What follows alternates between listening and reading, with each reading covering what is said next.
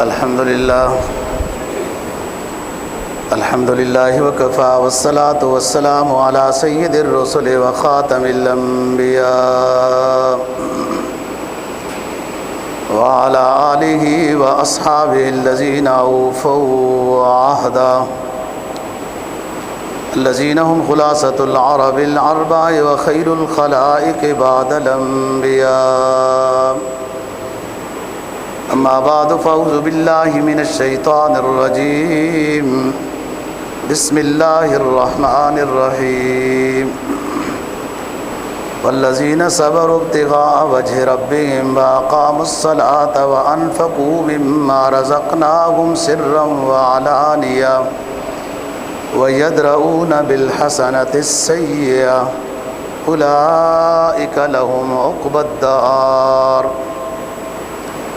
قال النبي صلى الله عليه وسلم عينان لا تمسهم النار عين بكت من خشية الله وعين تحرس في سبيل الله صدق الله العظيم وصدق رسوله النبي الأمي الكريم ونحن على ذلك لمن الشاهدين والشاكرين والحمد لله رب العالمين۔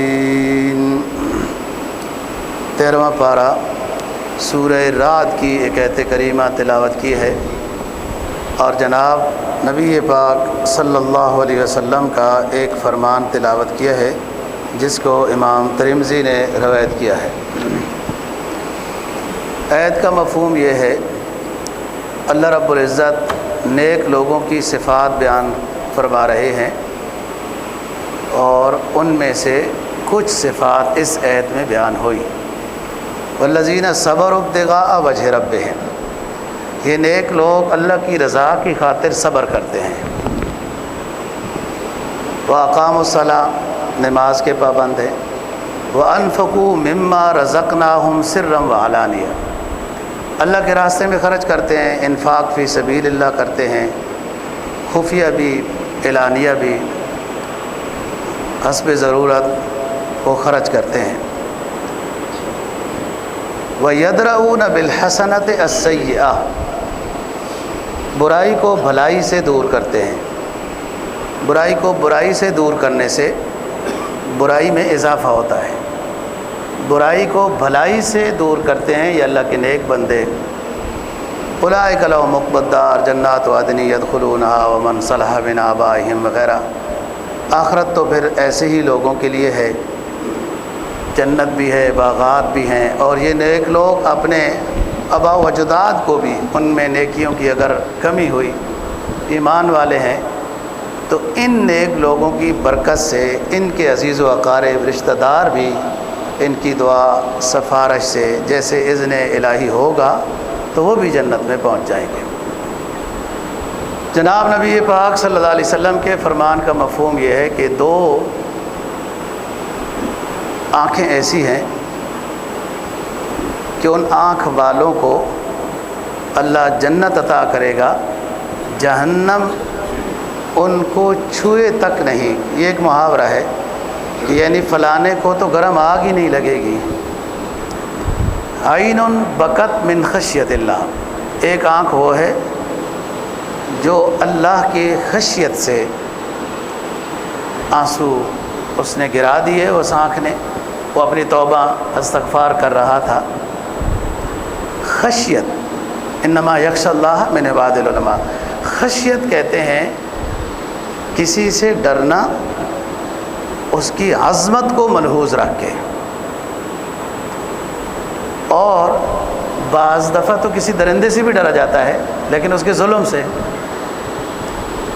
تو من خشیت اللہ، آنکھ جو اللہ کے خوف سے، ڈر سے روئی اپنے گناہوں کی معافی میں اور اس کے قطرے نکلے آنکھ کے، تو یہ آنکھ اللہ کو بہت پسند ہے۔ حدیث میں آتا ہے کہ آخرت میں انسان بہت روئے گا، اپنے آنسوؤں اور اپنے پسینے میں ڈوب جائے گا، اتنا روئے گا. ابھی حساب شروع نہیں ہوا ہوگا، لیکن ظاہر ہے وہ تو سب کچھ نظر آ جائے گا. وہ اب اس وقت دنیا گناہ اس لیے کر رہی ہے نا کہ آخرت کس نے دیکھی ہے، لیکن جب آخرت دیکھ لیں گے تو اب تو سمجھ آ گئی ہے. اب رونے کے علاوہ اور ادھر کچھ ہے نہیں، اور رونے کا فائدہ بھی نہیں ہے.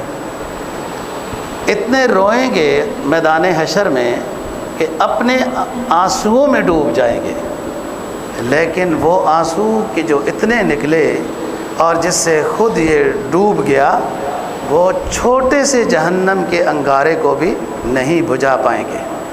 وہ اتنے زیادہ آنسو.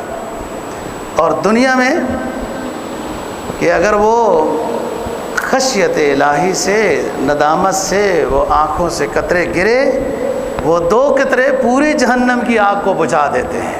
یہ دنیا کے قطروں کی قدر ہوئی نا. اور دوسری آنکھ کیا ہے؟ عین تحرس فی سبیل اللہ. وہ آنکھ جو اسلامی سرحد کی پہرا دیتی ہے، یعنی چوکیدار ہے، فوجی ہے، جوان ہے، سائڈوں میں کھڑا ہے، وہ پہرا دے رہا ہے اور وہ آنکھ جاگ رہی ہے. رات کو کبھی آپ تو چلے جاتے ہیں نا گھروں میں، رات کو ادھر واک کرو جناب، چوکیدار بڑی چوکیداری کر رہے ہوتے ہیں، ہر کرسی پہ بیٹھا ہے اور سو رہا ہے. یہ چوکیداری ہو رہی ہے. اللہ ماشاء اللہ. پہرا دینے والی وہ آنکھ جو جاگی ہے، عین تحرس فی سبیل اللہ. اللہ کے راستے میں جو آنکھ جاگی ہے، وہ آنکھ بھی اللہ کو پسند ہے. ترمذی کی دوسری روایت ہے قطرتان. اللہ کو لیس شیء احب الی اللہ تعالی من قطرتین. دنیاوی لحاظ سے 2 قطروں سے زیادہ اللہ کو اور کوئی قطرے نہیں پسند. یہ قطرے بہت پسند ہے. کیا قطرے؟ قطرۃ دموع من خشیت اللہ. آنسوؤں کا قطرہ جو اللہ کی خشیت سے رویا ہو. دیکھو نا، یہاں قید لگی، کسی اور وجہ سے کوئی رو رہا ہو تو پھر رو تو وہ بھی کیا ہے، رونے میں فرق ہے. عین قطرۃ دموع تخرج من خشیت اللہ. آنسو، ندامت، شرمندگی، گناہ یاد کر کے جو آج روتا ہے اور قطرہ گرتا ہے، اللہ کو قطرہ بہت پسند ہے. دوسرا قطرۃ دم تحراق فی سبیل اللہ. وہ خون کا قطرہ جو بہایا گیا جہاد میں، فی سبیل اللہ میں. وہ خون کا قطرہ بھی بظاہر حدیث میں آتا ہے وہ خون کا قطرہ ہوگا. لونہ لون الدم ریحہ ریح المسک. مشک کی طرح اس خون سے خوشبو آ رہی ہوگی میدان حشر میں. تو ہم گزشتہ جمعے پر بات کر رہے تھے کہ اسلام نام ہے عقیدے کا، عبادت کا، معاشرت، اخلاق اور معاملات کا. اس میں بات پہنچی تھی وفی الرقاب، یعنی آپ اپنا مال خرچ کریں غریبوں پر، مسکینوں پر وغیرہ.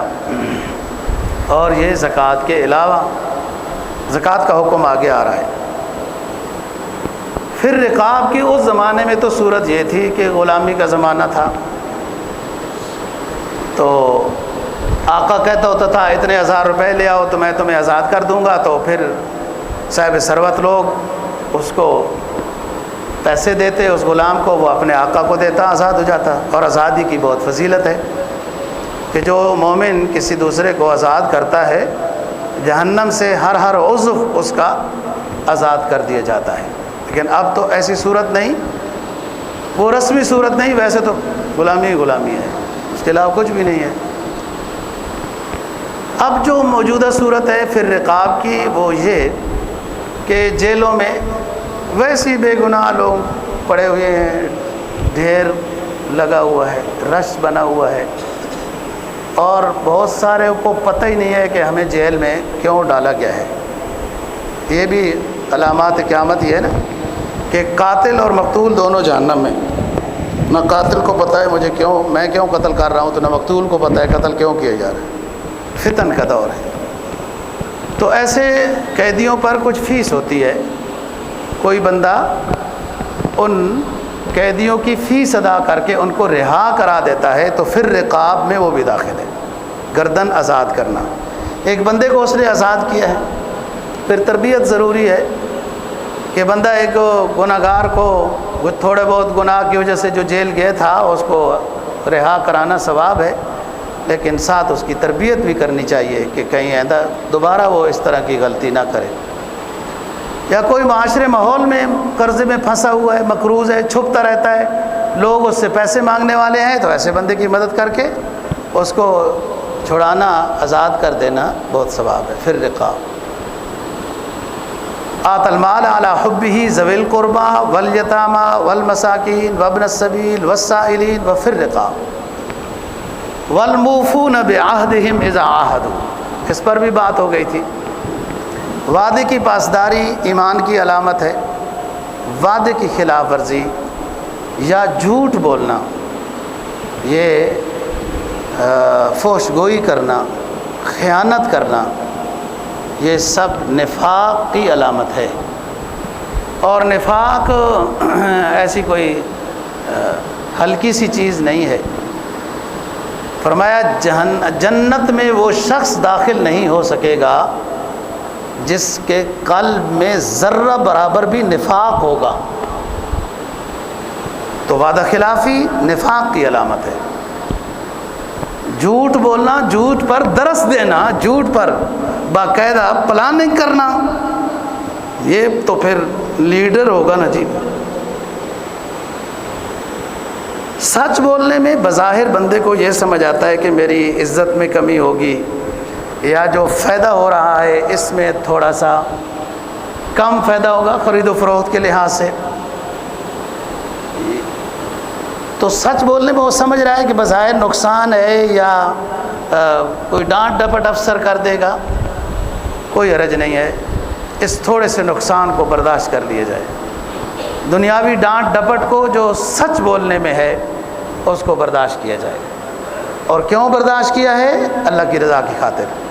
پھر قدرت کو بھی آزمانا کہ جب آپ نے اس کی رضا کی خاطر سچ بولا ہے، جبکہ جھوٹ بولنے سے جان بھی بچ سکتی تھی، کوئی مالی فائدہ بھی ہو سکتا تھا، محض اس لیے سچ بولا ہے اللہ رسول راضی ہو، تو وہ تو من یعمل مثقال ذرۃ خیرا یرا۔ آپ نے تو بہت بڑا جہاد کیا ہے، جو سچ بولا ہے۔ جس معاشرے میں سچ کو ڈھونڈنا مشکل ہے، اس معاشرے میں جب آپ نے سچ بولا ہے تو وہ تو سرسوں کے دانے کے برابر کی نیکی کو بھی ضائع نہیں کرتا۔ آپ کا تو اتنا بڑا جہاد ہے، وہ آپ کو ضائع کرے گا؟ کوئی بھی ایمان والا ہو، انسان بھی کہہ سکتے ہیں، لیکن وہ انسان چونکہ اب دوسری لائن میں ہے جو ایمان نہیں لائے، کوئی بھی ایمان والا ہو، اس کو معاشرتی زندگی میں گناہ کے مواقع ملتے ہیں،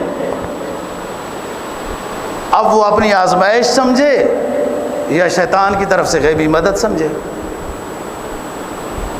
کسی کو چوری کا موقع ملتا ہے، جھوٹ بولنے سے فائدے کا موقع ملتا ہے، رشوت لینے دینے کا موقع ملتا ہے، اور جو گناہ ہیں گندے ان کا موقع بھی ملتا ہے۔ ہر بندے کی کوالٹی ہے، اس کے لحاظ سے یہ اس پر آزمائش آتی ہے۔ گناہوں کا موقع ملنا یہ کوئی خیر نہیں ہے، یہ آزمائش ہے، اب اس سے بچنا ضروری ہے۔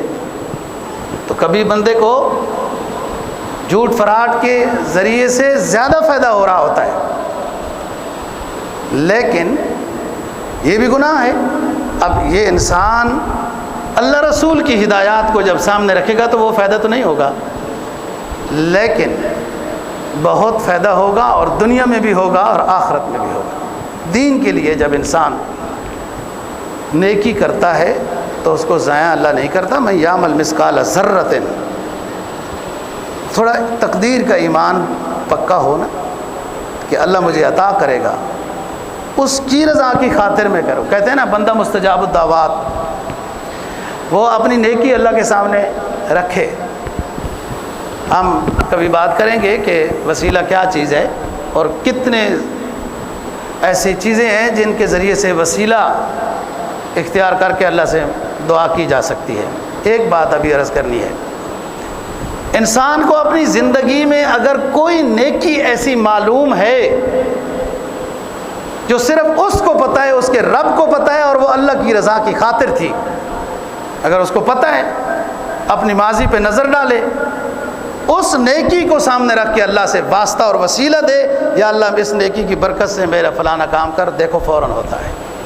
لیکن پہلے ایسی نیکی لاؤ جس پر آپ کا 100% یقین ہو۔ اب میں وہ نیکی بتاتا ہوں کہ بڑی آسان ہے وہ حاصل کرنا، کہ جب آپ کو دفتر میں، ماحول میں، مارکیٹ میں، گھر میں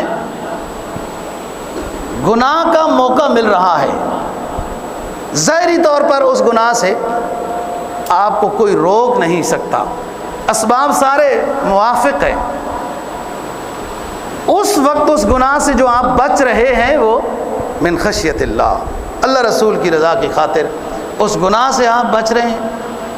کسی کو دھوکہ کر رہے ہیں، اس سے آپ نے 8-10 لاکھ فالتو مانگ لیے، یہ پراپرٹی والے، یہ گاڑیوں کے شو روموں والے، اللہ ہدایت دے ان کو، ہدایت پتہ نہیں، ایک کسی کا حرام مال کھا لیا تو ہدایت نہیں ہوتی، لیکن اللہ ماشاء اللہ کوئی نیک بندے بھی ہیں، اس کی جناب گاڑی 10 لاکھ کی بیچیں گے 15 لاکھ، اس کو کہو تمہیں تو 10 ہی چاہیے نا، یہ دھوکہ ہے، یہ بڑا خوش ہو رہا ہے، یہ بڑا کام ہو گیا، وہ فلانی ہوٹل فون کر آج کڑھائیاں فلانیاں بڑھا، حرام اندر ڈالیں تاکہ اس نفس بدبخت کو خوش کریں۔ ادھر وہ پراپرٹی میں فائدہ ہو گیا، پراپرٹی والے کو کہا تمہیں تو 20 لاکھ ہی چاہیے نا، ادھر اس بیچارے کو کتنے کی بیچی، دھوکہ کیا۔ جو جائز کمیشن تھا وہ تو اسلام جائز کہتا ہے، صاف ستھرے طریقے سے کرے نا۔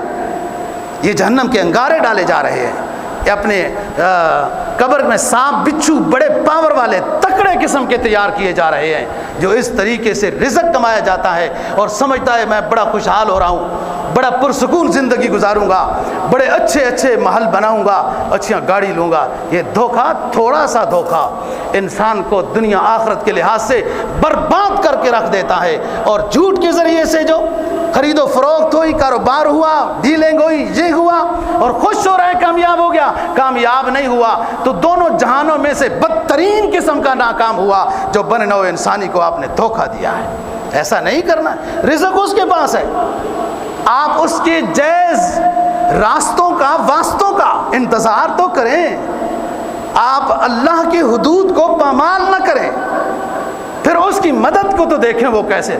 لوگ کہتے ہیں ہم یہ کر رہے ہیں کچھ بھی نہیں ہوتا، ہم وہ کر رہے ہیں ہم کچھ بھی نہیں ہوتا۔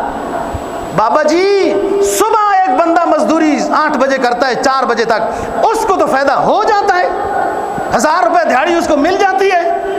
آپ اتنے بڑے سمجھدار، اتنے بڑے عقل مند، اتنے بڑے دانش، اتنے بڑے نشیب فراہم کرنے والے، تجھے کیوں نہیں فائدہ ہو رہا؟ اس لیے کہ تیرا کاروبار ٹھیک نہیں ہے، تیری ڈیلنگ ٹھیک نہیں ہے، تیری گفتگو میں جھوٹ کی آمیزش ہے، تیرے وعدوں میں نفاق کی آمیزش ہے، اور تو ایمان کے لحاظ سے ایک کمزور تر شخص ہو چکا ہے، اس لیے کیسے فائدہ ہوگا؟ اور یہ ڈالتے ہو اللہ پر کہ ہم سب کچھ کر رہے ہیں تو کچھ فائدہ نہیں ہو رہا، اس ذات کو تم بے انصاف سمجھتے ہو، وہ تو ہر کسی کو اس کی نعمت کے محنت کے مطابق اس کا بدل دیتا ہے۔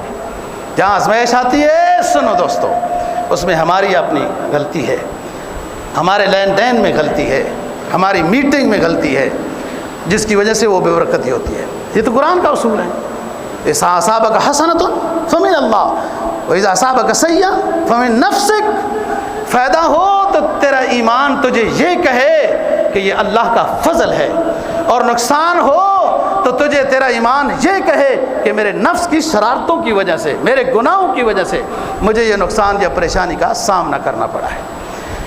تو بات کر رہا ہوں کہ والموفون بعہدہم اذا عاہدوا، اس کو یہ مارکیٹ کا سبق ہے، وعدہ وفا، سچائی، امانت میں دیانت، خیانت نہ ہو، فوش گوئی نہ ہو، یہ معاشرے کا سبق ہے، اس سے معاشرہ بنتا ہے، اور ایک ایک بندے سے معاشرہ بنتا ہے۔ بندہ کہے جی ہم کیا سچ بول سکتے ہیں، سارا معاشرہ جھوٹا ہے، تو سارے معاشرے کا وہ نہیں ہے، آپ اپنے پہلے مکلف ہو، سچ کر کے دکھاؤ، جو کچھ مرضی ہے کوئی کرتا رہے، نقصان میں آؤ، چٹنی کے ساتھ روٹی کھاؤ، سبز مرچ کے ساتھ روٹی کھاؤ، پیاز سے روٹی کھا لو، نمک کو گھول کر روٹی کھا لو، آپ رزق حلال میں تو آؤ، گھر داخل ہوگے بیوی تبسم کے ساتھ تمہارا استقبال کرے گی، تم گھر داخل ہوگے تمہارے بوٹ تمہارے بچے اتاریں گے، تمہاری جرابیں اتاریں گے، پانی پیش کریں گے، جب رزق حلال ان کو کھلاؤ گے، اور جب رزق حرام کے ڈھیر لگاؤ گے تو بیوی تیوڑی چڑھا کے ادھر دیکھے گی، اولاد تمہاری کوئی بات نہیں مانے گی، سب بے برکتی اور نحوست تمہارے اس کمائی کی ہے جو تم نے مارکیٹ میں جھوٹ بول بول کر کمائی کی ہے۔ یہ بنیاد ہی غلط ہو رہی ہے۔ والموفون بعہدہم اذا عاہدوا والصابرین فی البأساء والضراء۔ دیکھو وعدے میں سچ میں بظاہر نقصان ہے، خدا خواہی بلا خواہی، خدا چاہنا جی یہ معمولی بات نہیں ہے، خدا رسول جس کو مل جائے۔ ایک صحابی کہتے ہیں حضرت جی مجھے آپ کے ساتھ بڑی محبت ہے، مجھے آپ کے ساتھ بڑی محبت ہے۔ ہم نے کہا ٹھیک ہے۔ پھر کہتا ہے آپ نے فرمایا سچ کہتے ہو؟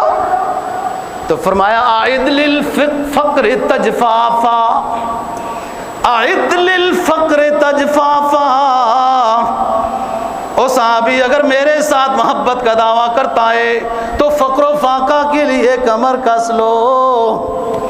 جی اللہ چاہنا ہے تو پھر جب صراط مستقیم پہ آئیں گے تو المومن سجن المومن، الدنیا سجن المومن، پھر پریشانیاں ہوگی، لیکن یہ تھوڑی سی آزمائش ہوتی ہے۔ وہ دیکھتا ہے نا وَلَيَعْلَمَنَّ اللَّهُ الَّذِينَ صَدَقُوا وَلَيَعْلَمَنَّ الْكَاذِبِينَ، وہ یہ دیکھتا ہے کہ آپ کتنے پکے ہیں۔ آپ دیکھیں نا اس میں مشکل ہے، وعدہ وفا مشکل ہے، امانت داری مشکل ہے، سچائی مشکل ہے نا۔ اسی عید کے ساتھ آگے کیا فرمایا؟ وَالصَّابِرِينَ فِي الْبَأْسَاءِ وَالضَّرَّاءِ۔ یہ نیکی والے لوگ اور یہ جو نیک بننا چاہتے ہیں وہ یہ ہے کہ ہر حال میں صبر کے ساتھ رہیں۔ آپ یہ جو سنت پر 100 شہیدوں کا ثواب ہے، کیوں؟ آپ جب سنت پر عمل کریں گے نا تو ہر کوئی پھر باتیں کسے گا، اور ہر بات کے بدلے میں آپ نے کیا کرنا ہے؟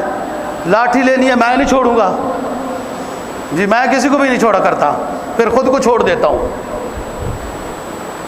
بھائی آپ سنت پر عمل کریں گے نا، کوئی کہے گا ملا آ رہا ہے، دیکھے داڑھی والا آ رہا ہے، یہ پکڑ دیکھے اس کا، وہ اس کو دیکھے اس کے پانچے خراب ہوتے ہیں۔ اسلام آباد کے تو روڈ بڑے صاف ستھرے ہیں، یہ ٹخنے کیوں لگے رکھ رہا ہے؟ ہر طرح کی باتیں ہوں گی، ہر بات کے مقابلے میں آپ نے یہ کہنا میں نہیں چھوڑوں گا، نہیں، والصابرین، آپ نے صبر کرنا ہے، کوئی بات نہیں۔ مجھے نیکی کے اوپر تانا دیا جا رہا ہے، یہ زمانہ ہے جو پھر کر آتا ہے۔ ایک زمانہ تھا خیر القرون کا، کوئی گناہ کرتا تھا تو لوگ تانے دیتے تھے کہ او بدبخت کیا کر رہے ہو۔ یہ وہ زمانہ ہے جو اپنے حبیب پیغمبر کی سنت کو زندہ کرو گے تو لوگ تانے دیں گے، اس تانے کے جواب میں آپ نے کیا کرنا ہے؟ صبر، اور جب صبر کریں گے تو 100 شہیدوں کا ثواب ہے۔ یہ صبر معمولی چیز نہیں۔ اس وقت بھی یہ لوگ یوں صحابہ کو بھی یوں کرے، وہ دیکھے وہ تبلیغی جماعت جا رہے ہیں تک نا بستر گول، وہ لوٹے والے ہیں، پھر اپنا کچھ نہیں بنا تھا، آپ نے بھی بستر بنانا شروع کر دیے تھے، تشکیلیں شروع کر دی تھی۔ پہلے تو ان کو کچھ کہتے رہے، پھر اپنا کام بھی شروع کر دیا۔ ایسا نہیں، ان الذین اجرموا کانوا من الذین آمنوا یضحکون۔ یہ مجرم، یہ اتنے بڑے مجرم ہیں، جب میرے ایمان والوں کو دیکھتے ہیں تو ہنستے ہیں، مذاقیں بناتے ہیں۔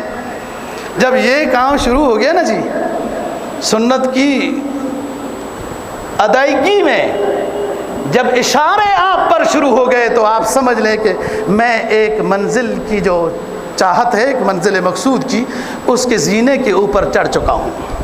ان الذین اجرموا کانوا من الذین آمنوا یضحکون۔ سب سے پہلے گھر سے، پھر پڑوس سے، پھر دوستوں سے، ہیں جی تانا زنی ہوگی، اور آپ کے اندر استقامت ہونی چاہیے، وعدہ وفا ہو، سچائی ہو۔ ہمارے گاؤں میں قتل ہو گیا ایک مستری صاحب کو، لوہے کا کام کرنے والا، یہ لوہے کے کام کرنے والے مستری صاحب بڑے اچھے ہوتے ہیں، یہ لوہاروں کو آپ نے ویسے ہی سائڈ میں کر دیا ہے، یہ کام کے بندے ہوتے ہیں، پتہ نہیں کیا سمجھے ہو۔ وہ لوہار کا قصہ پرانے زمانے کا آپ صلی اللہ علیہ وسلم نے بیان کیا، مسلم شریف کی حدیث ہے وہ تھوڑا یوں لے کے جاتا تھا نا جی، اللہ اکبر کی جب وہ پیچھے ہی گرا دیتا تھا، وہ پیچھے ہی گرا دیتا تھا کہ اب اللہ اکبر کی آواز آ گئی، اب عبادت خانے میں جانا ہے۔ اس کی جنت کا تذکرہ پھر سرکار دو جہاں صلی اللہ علیہ وسلم نے کیا۔ وہ ہمارا ایمان تو ایسا ہے کہ اللہ اکبر کی صدا چند قدم تک پر جو مسجد ہے وہاں تک نہیں لے کے آتا ہمارا ایمان۔ ہمارا ایمان وہ کتنا اونچا ہوگا جو حساب و کتاب کے وقت ہمیں جنت تک پہنچا دے گا۔ یہاں تک تو 2 قدم تک ہمارا ایمان۔ وہ مستری صاحب کو، ہمارے گاؤں کے مستری صاحب کو، یہ ہمارا گاؤں توت نکا ہے، جانتے ہو؟ نکا خادم حسین رضوی صاحب کا گاؤں ہے اور توت میرا گاؤں ہے۔ یہ توت الفیل یہ جی ڈی سی والوں کے ساتھ دوستی ایسی نہیں ہے، یا یہ چندہ دیتے ہیں تو کوئی احسان نہیں کرتے ہیں، یہ تو ہمارے گاؤں سے تیل نکال رہے ہیں تو اسی کو بیچ کے چندہ مسجد میں دیتے ہیں، مجھے تو اتنا کوئی خاص نہیں دیتے، مسجد کو ہی دیتے ہیں۔ یہ توت ہمارا گاؤں، اس لیے بتا رہا ہوں نا، امام صاحب کا گاؤں بھی پتہ ہونا چاہیے یہ کیسا ہے، وہاں کیا کیسے رہتا ہے، کیسا ان کا علاقہ ہے۔ جی آپ ہمارے والد صاحب کی بیٹھک ہی دیکھیں تو بہت بڑے نوابوں کی ہے، ذمہ دار ہے۔ تو وہ توت گاؤں ہمارا ہے، نکا گاؤں خادم حسین رضوی کا ہے، کوئی کمی ہے تو بتا دو پھر۔ جی تو بات یہ ہے کہ وہ مستری صاحب نے کو گواہی کے طور پر انہوں نے کہا کہ وہ قتل ہو گیا، تم دیکھ۔ اس نے کہا میں دیکھ رہا تھا، وہ کسی نے کسی کو لوٹا مارا، وہ بندہ گر گیا، مر گیا۔ اس نے کہا مستری صاحب تم نے جج کے سامنے جانا ہے اور کہنا ہے کلہاڑیوں کے وار ہوئے اور یہ بندہ قتل ہو گیا۔ اس نے کہا جناب 70 سال نمازیں، یہ نیکیاں، یہ تھوڑی بہت جو ہیں یہ آخری عمر میں جھوٹ بول کے ساری ضائع کر دیں؟ ہمیں لے جانا چاہتے ہو تو یہی کہیں گے کہ لوٹا مارا تھا اور وہ مر گیا ہے، وہ جو پرانے زمانے میں مٹی کے لوٹے ہوتے تھے وہ نہیں لے کے گئے اس کو۔ تو یہ مشکل کام ہے نا جی، سچائی مشکل، وعدہ وفائی مشکل، امانت میں امانت داری مشکل، لیکن اس پر ہوگا کیا؟ الصابرین فی الباس، صبر کرنا ہے۔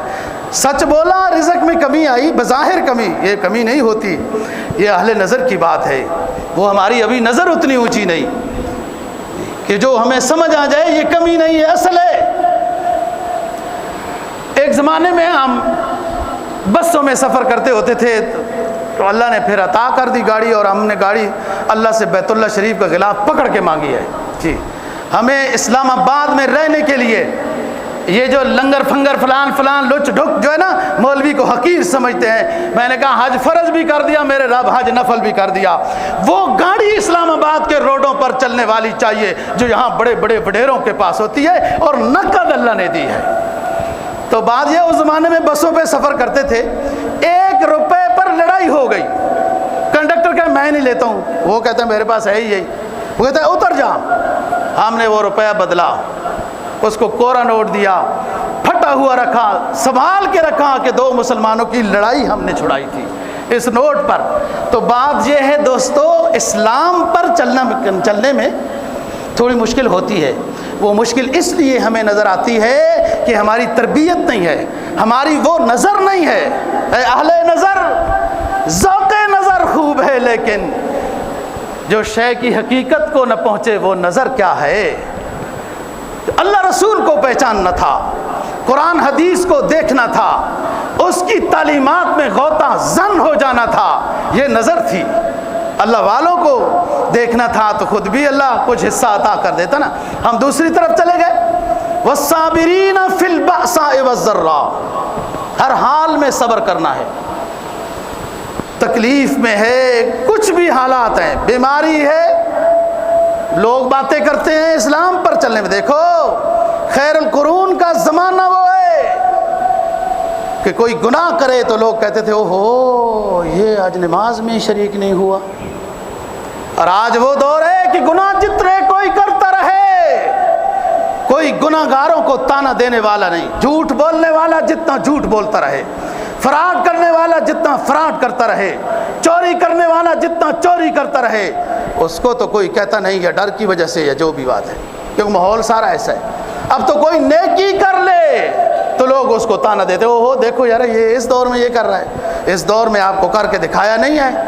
کرنا چاہے انسان کر سکتا ہے، یہ اندر کا نظام اس کا اپنا خراب ہے، یہ نفس کا غلام ہے، یہ نفس کی پیروی کرتا ہے، یہ وحی کی پیروی نہیں کرتا، وحی کی پیروی کرتا۔ شریعت کے تابع ہونا کوئی مشکل نہیں تھا، جب اس نے اپنا قائد نفس کو بنایا ہے تو ظاہر ہے پھر شریعت اور نفس تو ٹکراؤ کا نام ہے۔ روحانیت شیطانیت یہ تو آپس میں جنگ کا نام ہے، ٹکراؤ کا نام ہے۔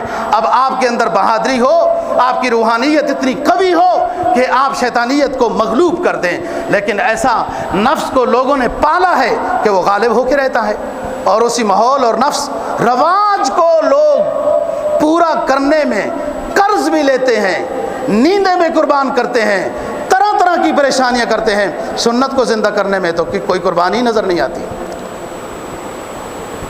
جس میں دنیا آخرت کا فائدہ ہے۔ والصابرین حین البأس والصابرین فی البأساء فی السراء، ہر حال میں دیکھو زندگی کا وظیفہ یہی ہے۔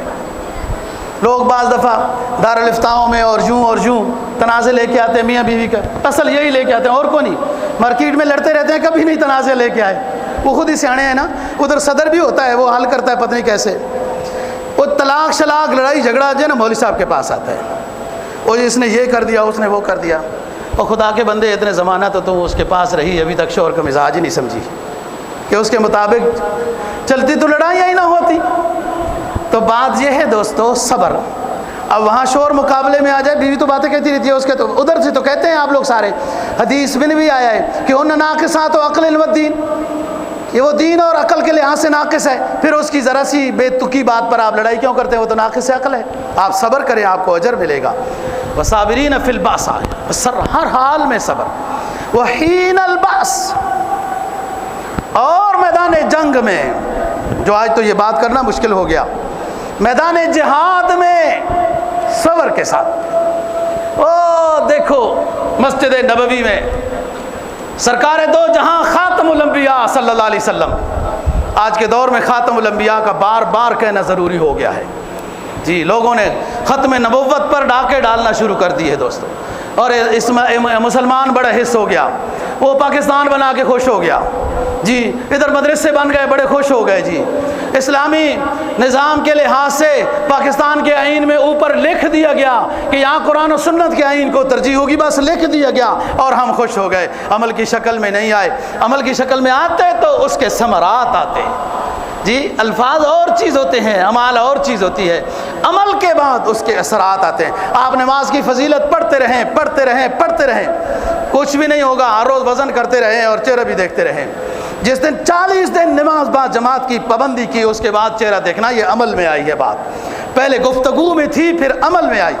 حین البعث، جہاد بہت اونچی چیز ہے۔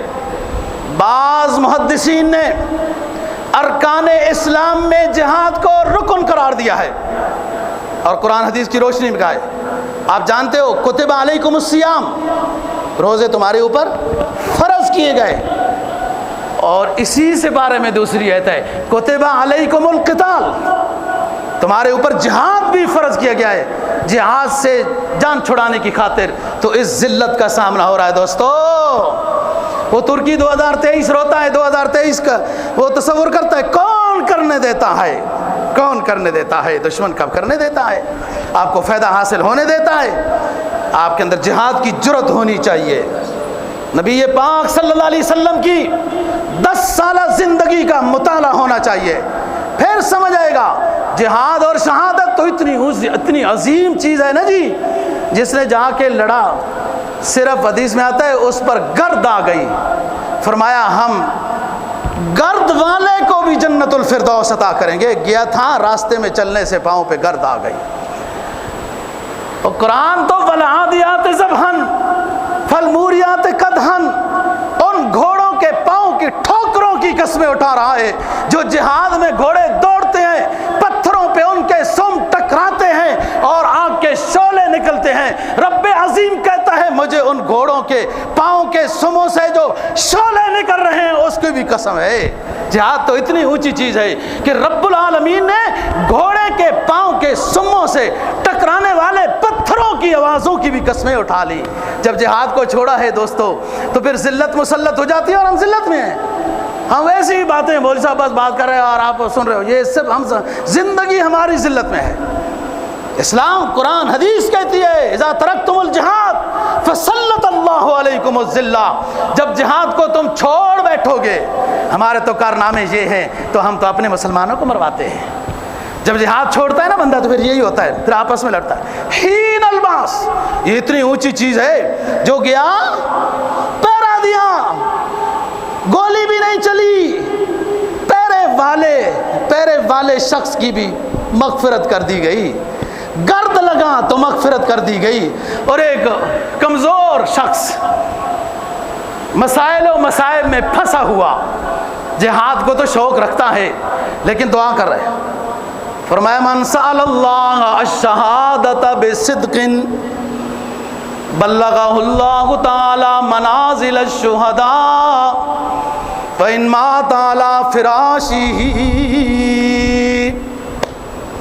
ایک بندہ ہے جہاد میں جانے کی وسعت، طاقت، صلاحیت نہیں رکھتا، جہاد کو اچھا سمجھتا ہے، اپنے پیغمبر اسلام کی سنت سمجھتا ہے، جا نہیں سکتا، شوگر کا مریض ہے، بلڈ پریشر کا مریض ہے، طرح طرح کے امراض، مسائل و وصائب کی جلغار میں ہے، لیکن اللہ سے مناجات میں لگا ہوا ہے، اللہ پاک مجھ مسکین اور ضعیف غریب کو بھی شہادت کی موت عطا کر، وہ تو اتنا مہربان ہے۔ 70-80 سالہ بوڑھا گناہگار کافر فاسق شرابی زانی صدق کے دل سے ایک دفعہ اس کی درگاہ میں آ کے معذرت چاہتا ہے، وہ اپنے فرشتوں کے سامنے اعلان کر دیتا ہے، وہ فرشتوں دیکھو اس بندے نے جو ساری زندگی میری بغاوت میں گزاری ہے، آج ہم سے سلو کرنے آیا، ہم نے معاف کر دیا ہے، وہ اتنا مہربان ہے۔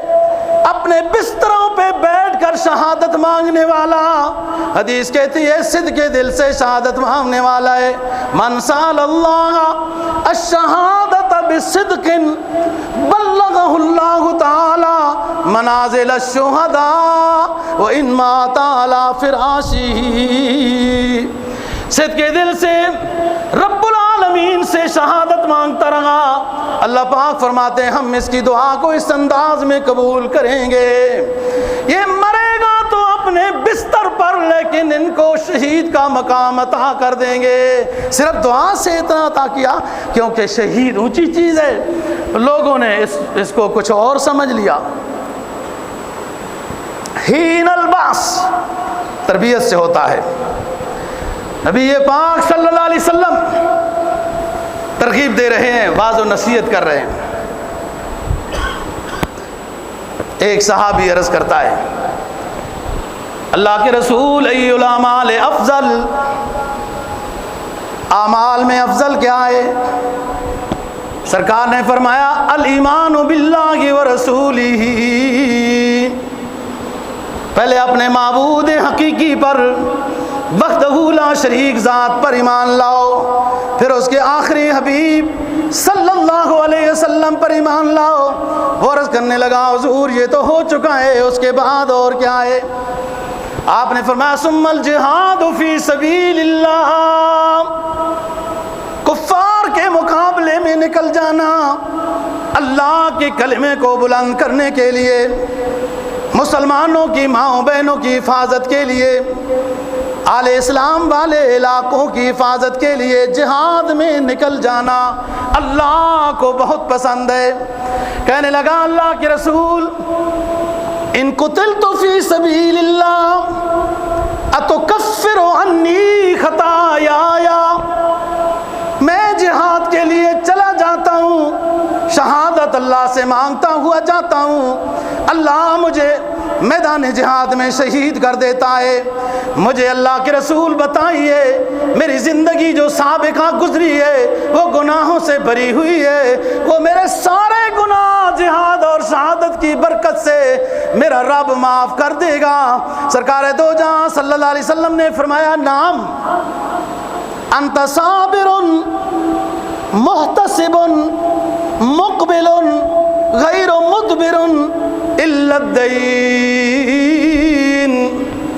ہاں جب تم اللہ کی رضا کی خاطر میدان جہاد میں آگے بڑھتا ہے، بھاگتا نہیں ہے، ریاکاری نہیں ہے، اللہ کی رضا مقصد ہے، سوائے قرض کے اللہ تیرے سارے گناہوں کو معاف کر دے گا اور جنت الفردوس عطا کر دے گا۔ تو یہ جہاد ہے وحین الباس، اور جب جہاد سے دور ہو بندہ تو پھر ڈر لگتا ہے بات سنتے ہوئے۔ اقبال مرحوم تو کہہ گیا نا، فرمایا وہ فریب خوردہ شاہی جو چلا ہو کرگسوں میں پلا ہو، وہ فریب خوردہ شاہی جو پلا ہو کرگسوں میں، اسے کیا خبر کیا ہے راہ و رسم شہبازی۔ مسلمان تو مجاہد کا نام ہوتا ہے، اس کی ہسٹری میں کوئی مسلمان حضرات صحابہ رضی اللہ عنہ میں بھلے 1,24,000 ہوں 1,40,000 ہوں، ایک صحابی بھی ایسا نہیں دکھا سکتے ہو جو مجاہد اسلام نہ ہو۔ وہ کاروبار کرتے تھے، کھیتیاں باڑیاں کرتے تھے، حفظ بھی کرتے تھے، عالم بھی بنتے تھے، سارے ملکوں کے ساتھ بھی کاروبار تھے، لیکن کوئی صحابی ایسا نظر نہیں آیا جو مجاہد اسلام نہ ہو۔ وہ فریب خوردہ شاہی جو پلا ہو کرگسوں میں، اسے کیا خبر کیا ہے رائے رسم شہبازی۔ ہمیشہ یہ مسلمان جس کا لقب تو مجاہد اسلام تھا، لیکن پلانا یہ مولوی بھی، یہ اس کے مقتدی بھی، یہ تھے تو مجاہد، یہ تھے تو اقبال کے شاہین، لیکن ان کا بسیرا رہنا اٹھنا بیٹھنا ان کا کرگسوں میں چیلوں میں گدوں میں ہو گیا۔ جن کو پرواز سے کوئی خبر نہیں، جن کو پرواز سے کوئی خبر نہیں، مال و دولت آنا چاہیے، دنیا پرستی میں لگ گئے، یہ شاہین صفت لوگ، یہ محمد عربی صلی اللہ علیہ وسلم کے ماننے والے مجاہد اسلام، ان کو ماحول ایسا ملا جہاں سے ڈرنے لگے اور بزدل بن گئے۔ وہ فریب خوردہ شاہی جو پلا ہو کرگسوں میں، اسے کیا خبر کیا ہے راہ و رسم شہبازی، اسے کیا خبر مجاہد اسلام کی پرواز کیا ہوتی ہے۔ اقبال نے نبی پاک صلی اللہ علیہ وسلم اور حضرات صحابہ رضی اللہ عنہ کا بھی نقشہ کھینچا ہے۔ یہ تو ہمارا نقشہ ہے نا، جو فریب خوردہ شاہی، وہ ہمارا نقشہ ہی ہے۔ ہم بزدل ہیں، ہم تو جہاد کا نام تک نہیں لے سکتے۔ جہاد جانے کے لیے کیا بات ہے، وہ ہمیں مارتے رہے تو ہم کہتے ہیں اس کو مار رہے ہیں، وہ برما کو جلاتے رہے ہم کہتے ہیں وہ ایسے ہی ہے، وہ ڈرون حملے افغانستان پر کرتے رہے مسلمان وہ ایسے ہی ہے۔ یہ ہم بزدل ہو چکے ہیں، جہاد کا نام تک نہیں لے سکتے۔ لیکن اقبال نے اس زمانے کا بھی نقشہ کیا، فرمایا نکل کے صحرا سے روما کی سلطنت کو جس نے الٹ دیا تھا، مدینہ طیبہ میں صحرا ہے، اعلان ہوتا ہے جہاد کے لیے نکلیے، نکل پڑے حضرات صحابہ، سب سے پہلے نکلے امام الانبیاء خاتم النبیین صلی اللہ علیہ وسلم، نکل کے صحرا سے روما کی سلطنت کو جس نے الٹ دیا تھا، سنا ہے یہ میں نے قدسیوں سے وہ شیر پھر ہوشیار ہوگا۔ اقبال کہتا ہے نورانی تعلیمات میں یہ بات آتی ہے کہ یہ سویا ہوا مسلمان کبھی دوبارہ بھی جاگے گا اور سنت اپنے پیغمبر صلی اللہ علیہ وسلم کی زندہ کرے گا۔ بات یہ ہے کہ یہ ستمبر کا مہینہ ہے، یہ تو ویسی سنت زندہ کرنے والا مہینہ، 6 ستمبر ہے، 6 ستمبر 6 ستمبر میں پاکستانی فوج کا بہت عظیم کارنامہ، ایوب صاحب کی غلطیاں وہ جانے اس کا رب جانے، لیکن ایک جرأت مندانہ تقریر بھی تھی ان کی کہ اللہ مشرک کی کبھی، ہو یار یہ کیا بات ہے، یہ تو مولوی والی تقریر ہے، کہتا ہے اللہ مشرک کی کبھی مدد نہیں کرتا، اور پاکستان کے فوجیوں تم موحد ہو، اللہ رب العزت کی ذات پر ایمان ہے، نبی آخر الزمان پر تمہارا ایمان ہے، سینوں پہ بم باندھ کے نکل جاؤ، دشمن تمہارا کچھ نہیں کر سکتا۔ یہ ستمبر کا مہینہ ہے جو ہماری تاریخ ہے، اور اسی تاریخ کے ساتھ اگر مسلمان زندہ رہ سکتا ہے تو وہ زندہ کہلانے کے قابل ہے، اور اگر اس تاریخ کے ساتھ وہ زندہ نہ رہے تو ہمیشہ ہر کوئی جو مرضی کہے، جو مرضی مارے، جو مرضی ظلم کرتا رہے گا۔ اور دوسری بات حضرت یہ ہے کہ ماشاءاللہ آپ لوگ سیلاب کے لحاظ سے بڑے دل کھول کر مدد کر رہے ہیں، یہی ایمانی حصہ ہے، اور اس میں اپنی وسعت کے مطابق مدد کرنی چاہیے۔ ریاکاری سے بچا جائے، ہماری تقسیم اتنی نہیں ہوتی، اور کیمرہ اتنا مہنگا ساتھ لے کے جاتے ہیں جناب، وہ کیمرے والے کو کہو نا جی آج 1 گھنٹے کی آپ وہ کریں، وہ پتہ نہیں کتنے ہزاروں مانگتا ہے، وہ بندہ پھر بھول ہی جاتا ہے کہ اس کو رہنے دو۔ کیمرہ اتنا مہنگا لے جاتے ہیں، تقسیم اتنی تھوڑی سی ہوتی ہے، اس سے بچو، آخرت کی تختی لگاؤ، آخرت کا فوٹو کھنچواؤ، ہر ساتھی اپنی گنجائش کے مطابق مدد کرے اور کوشش کرے کہ صحیح مستحق تک پہنچائے۔ دوستو امانت کا فقدان ہے، ہمیں بہت ساتھیوں نے پچھلے جمعہ کو بھی ویسے بھی مولوی صاحب ہم کرتے ہیں، بات یہ ہے کہ میں بے بس ہوں، نہیں کر سکتا، یہاں اعلان کریں گے لوگ پیسے تو جمع کر دیں گے، لیکن میں ہر جگہ جا تو نہیں سکوں گا، اور جن کو بھیجوں گا تو وہ میری، اگر انہوں نے غلطی کی تو پھر گرفت میری ہے۔ دیکھو یزید نے قتل نہیں کیا تھا، ابن زیاد نے قتل کیا تھا، لیکن ابن زیاد کو لوگ بھولے ہوئے ہیں کیونکہ اس کی حکومت میں قتل ہوا تھا۔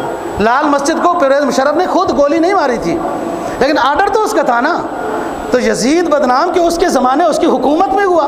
جو لیڈر ہوتا ہے، جو پیسے جمع کرتا ہے، اس کی ذمہ داری ہے کما حقہ 100% امانت دیانت کے ساتھ ان جو بیچارے بے سہارا اور مظلوم ہیں ان مستحقوں تک پہنچاؤ۔ اللہ پاک آپ کو اس کا اجر دنیا آخرت میں عطا کرے گا۔ اللہ دین کی سمجھ اور عمل کی توفیق نصیب فرمائے۔ وآخر دعوانا